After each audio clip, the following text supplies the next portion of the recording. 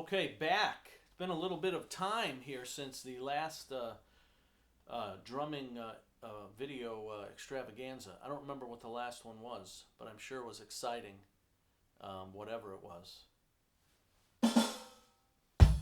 But this one's even more exciting. We just keep building on excitement. At some point, it's just going to be so exciting that I'm not going to be able to play. I'm just going to sit here and be so excited that I'm not able to pick up the sticks. But we're not at that point yet. But we're close. Okay, so little backstory. This one might take a little while. This video, I think I'm going to do it in a couple parts. There's some interesting stuff here. So I had a student that came in and said he wanted to learn how to play some Chick Corea. He had heard me talk about him, I guess, because I tend to do that. Some of you students might know. And more specifically, some Dave Weckl stuff with Chick Corea, back from the Electric Band days. So I was thrilled because obviously, it's one of my kind of drumming heroes and one of my musical heroes, Chick Corea.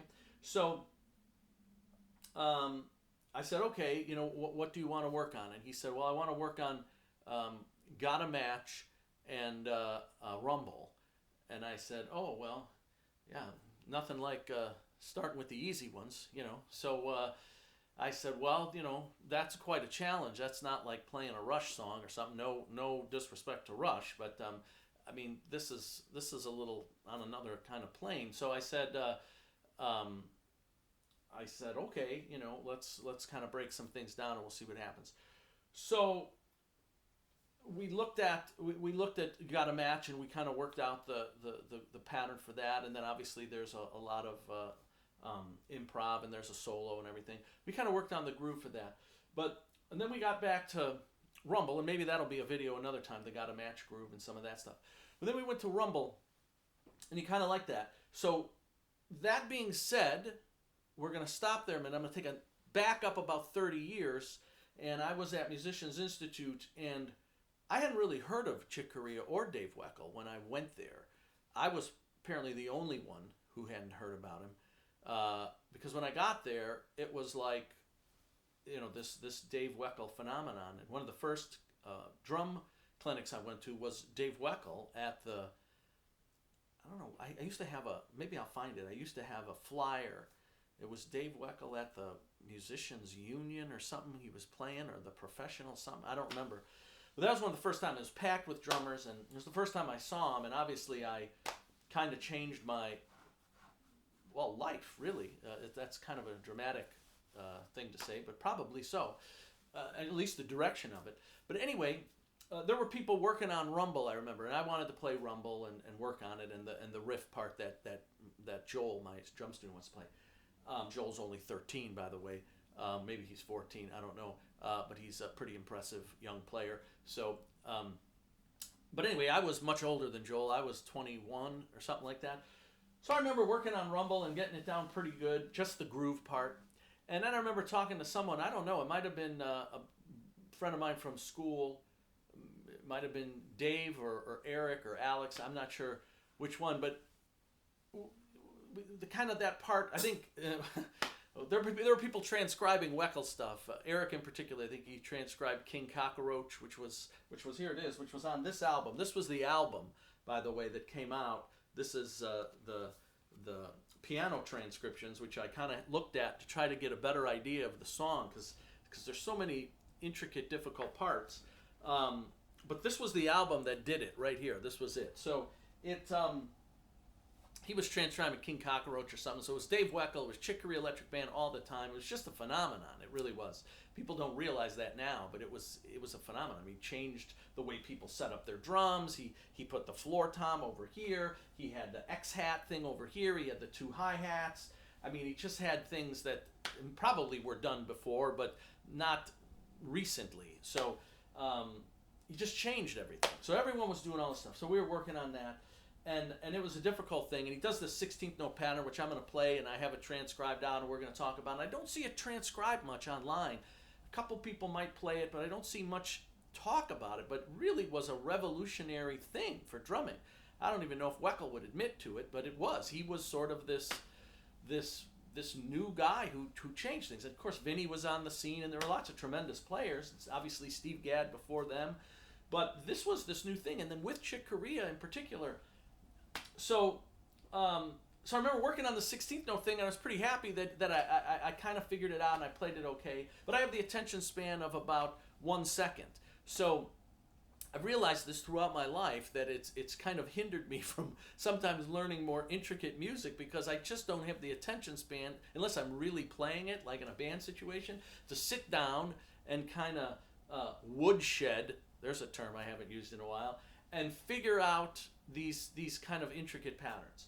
So I learned the one part, and I was pretty happy about that, and then I just faked my way through the rest of it. It was good enough. I was never going to play for Chick Corea, and I wasn't going to play probably although I did end up playing in a fusion band that played Chick Corea music, so maybe I shouldn't have said that. But we didn't play Rumble.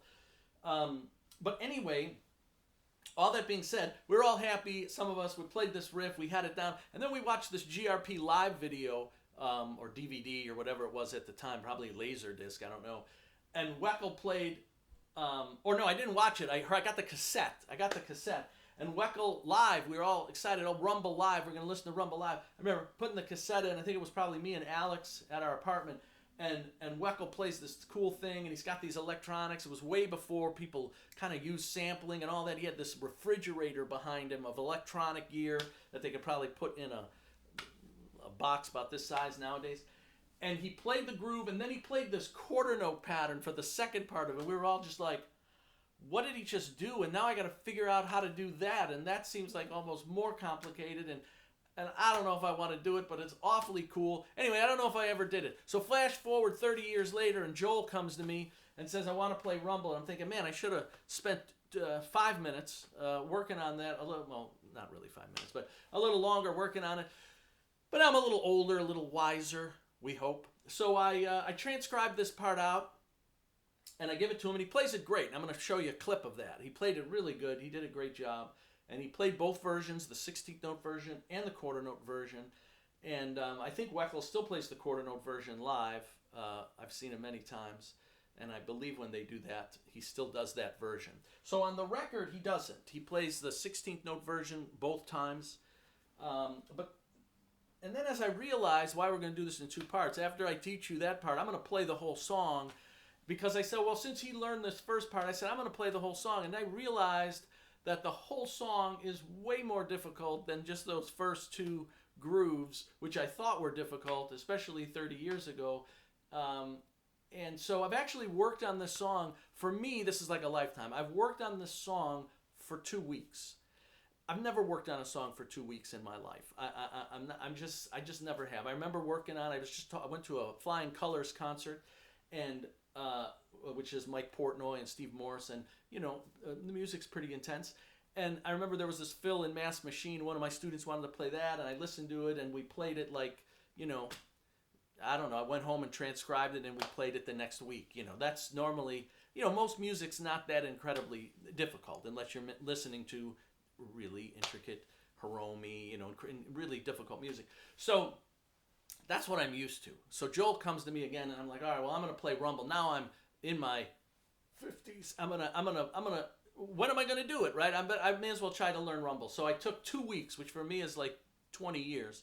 And I looked into it, and I found that, they worked on these songs for 9 months when they were originally writing them, and then they were playing them before they went in the studio and recorded them. Which says a lot about why everything's so precise and intricate, and obviously people do that with a lot of records, but the intricacy and the things that they do. I'm pulling out the transcriptions of the piano, I'm reading the piano music, trying to make it match up, I'm trying to figure things out. I still can't figure it all out, and it's certainly nowhere near how Weckl plays it, but I'm going to attempt to play Rumble later on in this video. But first we're going to talk about the 2 grooves. So the 2 grooves, and of course I have the music for them here. The 2 grooves, I'll have these up on the page that everyone sort of thinks of when they hear this. It's 4 measures. This very syncopated. First one's a 16th note groove. The second one's a 16th note groove too, in the original CD or cassette, if you bought it back when I did. And then the second version is this quarter note version, which he plays live.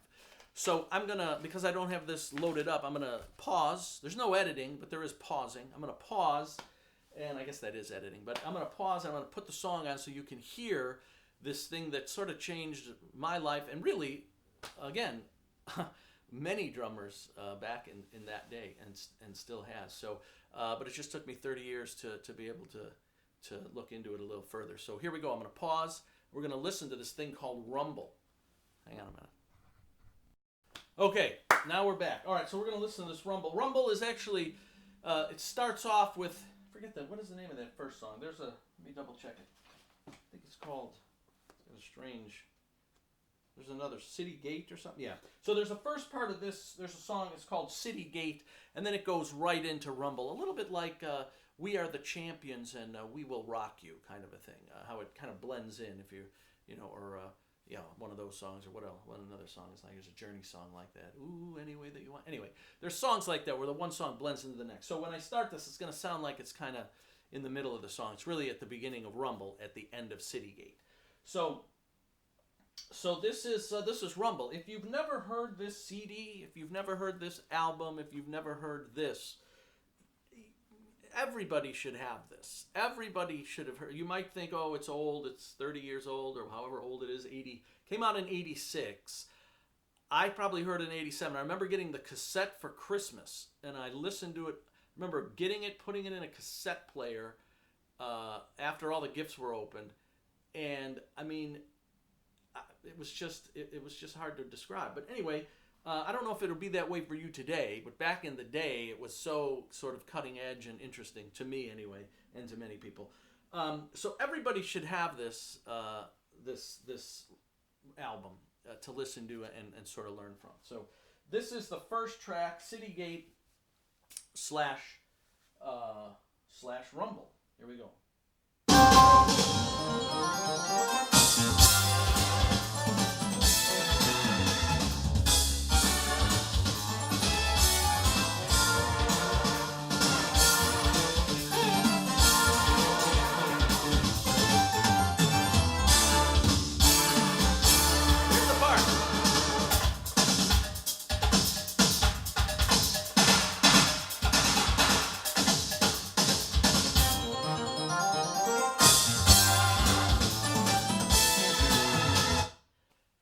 That's the part we're talking about, that 4-bar break right there. I'm going to back it up. We're going to do it again, and then we're going to break it down. Here we go. I could listen to it like 50 more times, but this is going to be a long video anyway, so we'll do it twice.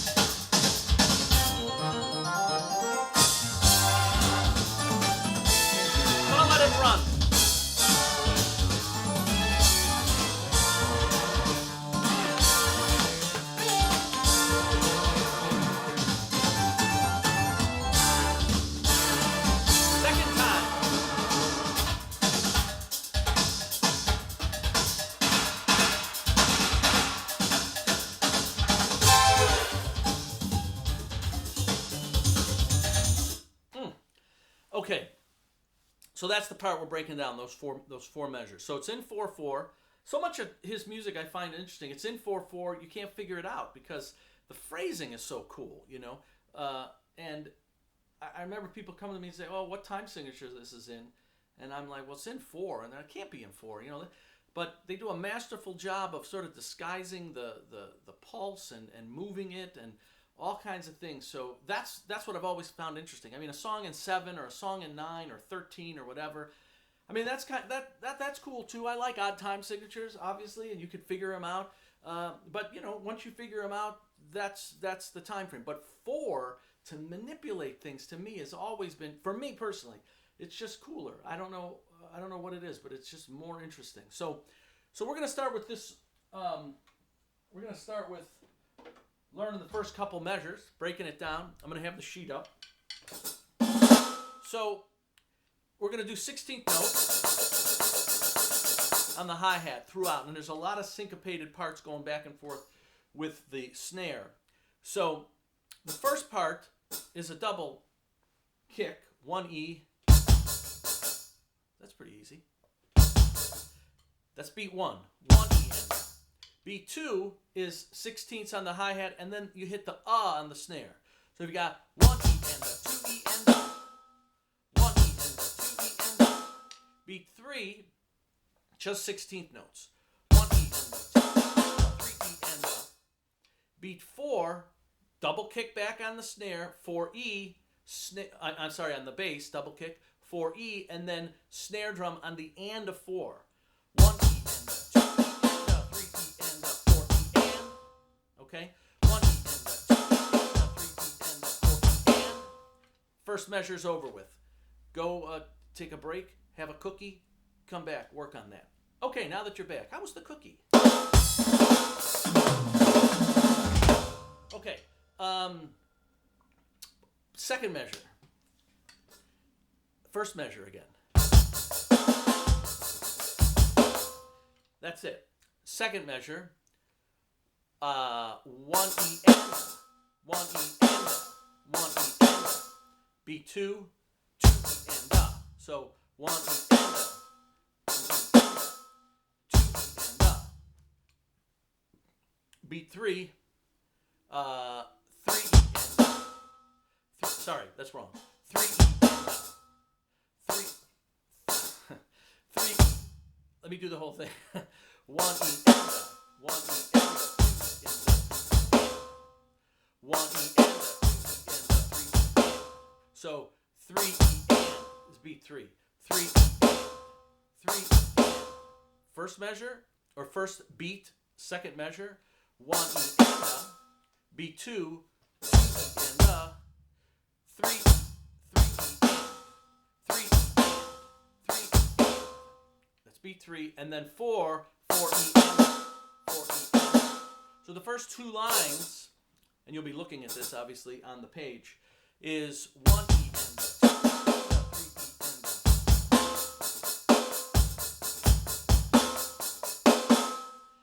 That's it. Of course, he plays it a lot faster than that, which also makes it more difficult. So 1E and 2E and 3E and 4E and 1E and 2E and 3E and 4E and. First line. Take a break. Go have yourself a bigger cookie. Some milk. Come back. We'll look at the third measure.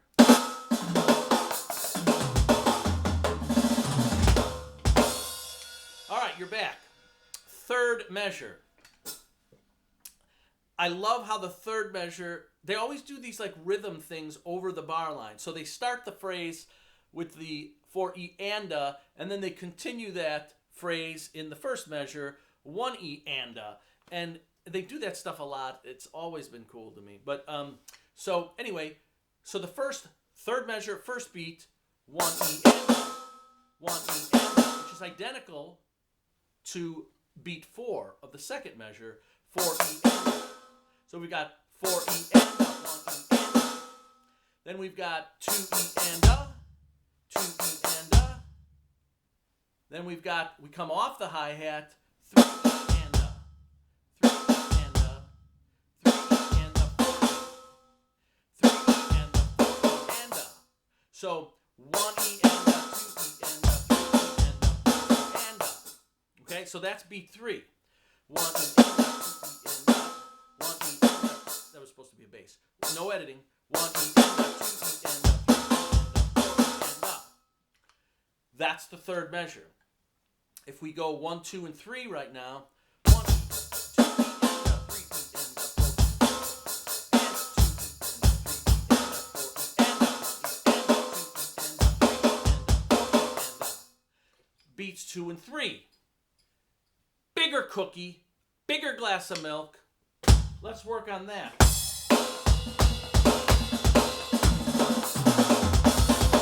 All right.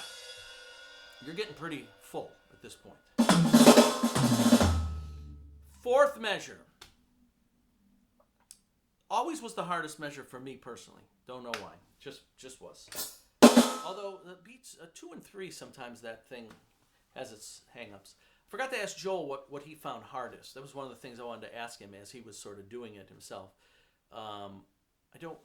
That's a good question. I might ask him that and put it in the video before I edit it later. Fourth measure. 1 E and the. Sorry. 1 E and the.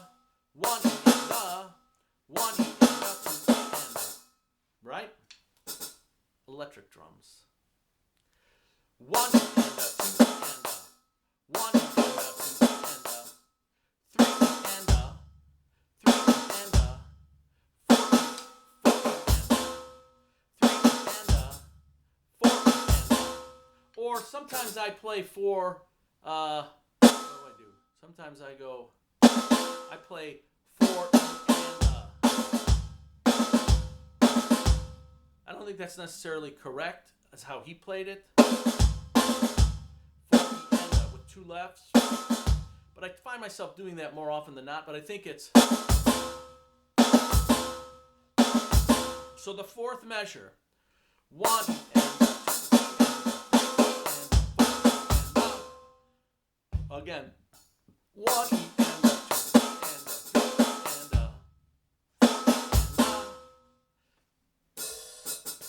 that's 1, 2, 3, and 4. Now I'll play it, and then you get your cookie, and then we'll do the quarter note version. Okay, so here we go. 1, 2, 3, 4.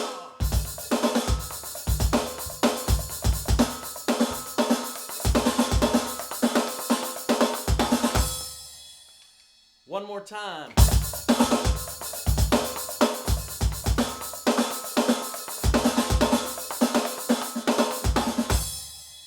You'll notice both times I did that, and I tend to do that more than, try one more time and try to remember to go.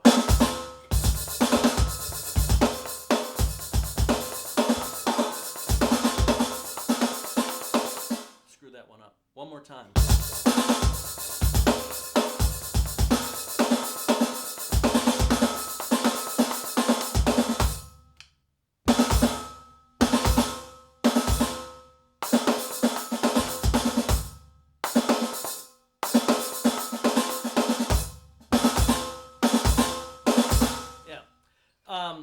Anyway, you see that fourth measure. Apparently, I needed more work on that. So 4 E, 1 E and the 3 and the, or 4 E and the. That's the way I think he plays it. I play it more often than not, whether I know it or not. So that's it. 4 measures. We're going to take a break. We're going to come back. We're going to play the same thing. We're just going to do this version, the quarter note version, which you can hear when he plays it live. Which, oddly enough, the fourth measure with this version is much easier for me to play than the rest of it. In the 16th note version, I screw up that fourth measure. I don't know if I screw it up, but I play it differently more often than even when I want to play it more accurate. This version, the fourth measure, no problem with the quarter notes as far as keeping it accurate. So, screw it. We won't be back. We're just going to play it right now. No editing.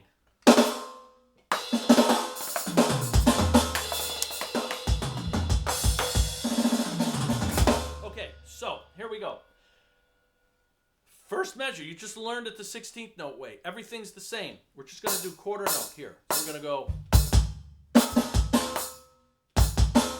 first measure, 1 E.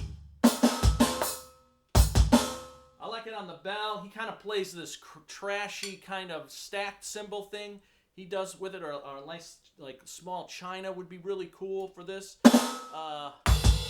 So first measure, second measure. Sorry.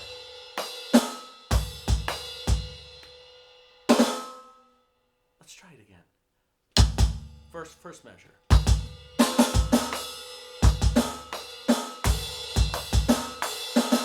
That's the second measure. So 1 E and 1 E and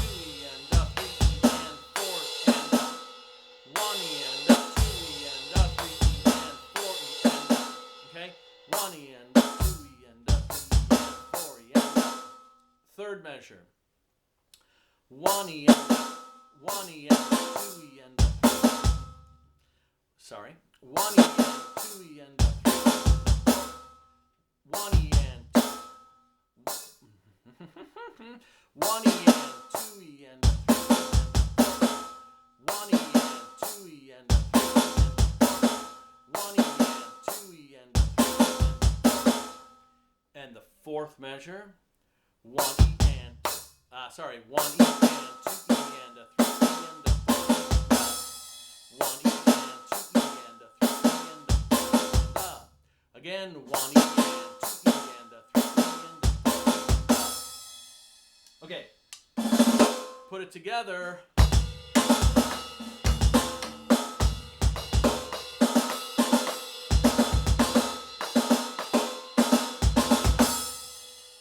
One more time.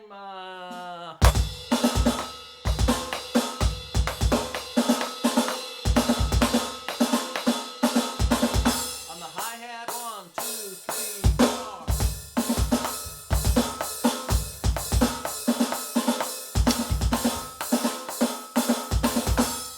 4. Okay, so as you can see, sometimes when you break it down, it's hard to play it back. I certainly could play it better, more at an appropriate speed.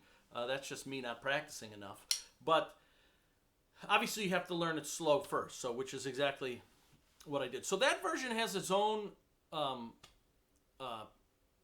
complexities, right? I think it sounds awesome. It sounds great. I like both versions, but I noticed even the last time I saw him, which was probably, I don't know, when did I see him last? I don't know, LA, I think, or New York, I don't know. But anyway, I'm a little bit of a Electric Band groupie. But even still today, I believe he still plays it that way with the quarter note. Everything's the same, rhythm's the same as the first one. He just plays the quarter note. So you need a cake now, not a cookie. You need a cake. You got to go have some cake, big glass of milk. I prefer a chocolate cake. I like the cream cheese frosting, layered with a nice thick in the middle layer of frosting as well. I don't know why I'm telling you to eat cake or cookies.